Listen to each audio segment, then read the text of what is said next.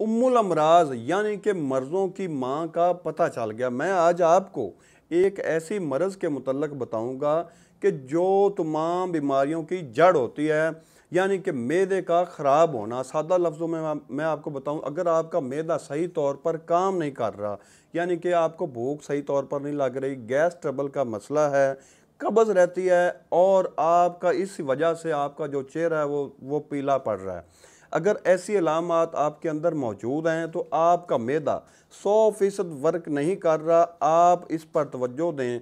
अगर ये मसला आपके साथ कुछ अरसा रह गया तो आहिस्ता आहिस्ता आप कई तरह की बीमारियों का शिकार हो जाएंगे। इसी वजह से कब्ज़ या मैदे की बीमारी को उम्मुल अमराज कहा जाता है। अगर आपके अंदर ये अलामत पाई जाती हैं, आपको मैदे का मसला है, गैस ट्रबल का मसला है या कब्ज़ वगैरह का मसला है, तो आप मेरा ये बताया हुआ नुस्खा नोट कर लें।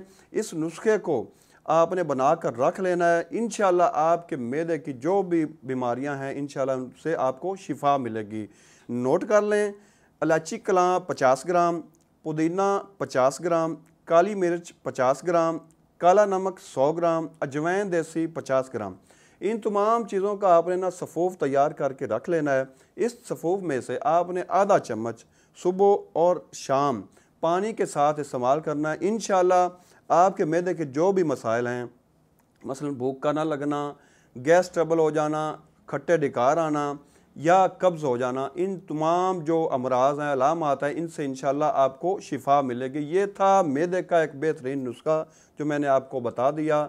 इसके साथ ही हकीम मोहम्मद अहमद को इजाज़त दीजिए। अल्लाह हाफिज़।